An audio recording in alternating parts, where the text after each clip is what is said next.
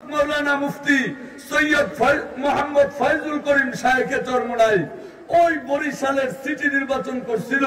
উনি তো কাউরে কোনো খারাপ কথা বলে নাই, কাউরে কোনো গালি দেয় নাই, কিন্তু নাফরমান সাহেবকে চরমোনাইয়ের মুখের মধ্যে ঘুষি মারছিল।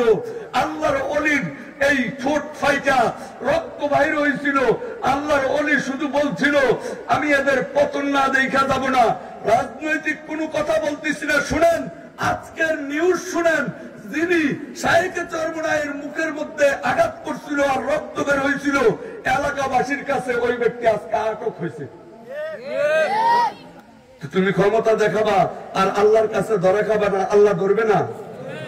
আল্লাহ ধরে না, কিন্তু যদি ধরে তাইলে আল্লাহ ধরে না এত সহজে, কিন্তু যদি ধরে তাইলে আর এইগুলা বলা উদ্দেশ্য না।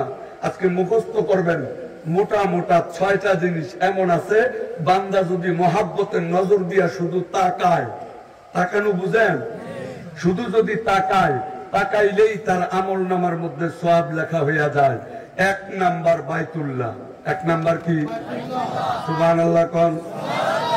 1 নাম্বার কি? বাইতুল্লাহ মানে আল্লাহর ঘর।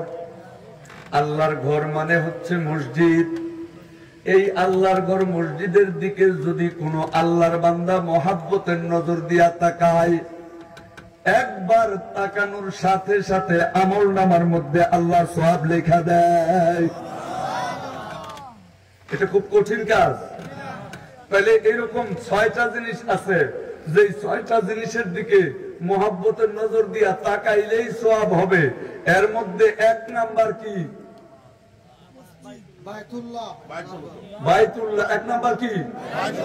1 নাম্বার শেষ। আর কয়টা রয়েছে? তাহলে সংক্ষিপ্ত, ওয়াজে তো লম্বা হবে না। 1 নাম্বার শেষ। 2 নাম্বার কালামুল্লাহ। 2 নাম্বার কি? এই কালামুল্লাহ মানে হচ্ছে আল্লাহর কালাম, আর আল্লাহর কালাম হচ্ছে কোরআন। আল্লাহর কালাম কোরআনের দিকে যদি কোনো আল্লাহর বান্দা মহাব্বতের নজর দিয়া তাকায় গো, এই তাকানোর সাথে সাথে আল্লাহ রব্বুল আলামিন ওই বান্দার আমল নামায় সওয়াব লেখা দেয়।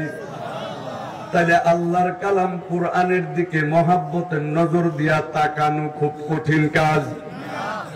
ছোট্ট ছেলেটা আল্লাহু আকবার রাস্তায় দাঁড়াইয়া দাঁড়াইয়া চোখের পানি ফালায় আর কান্দে, আর ডাক দিয়া কয় আমার বাবা নাই রে, আমার বাবা নাই।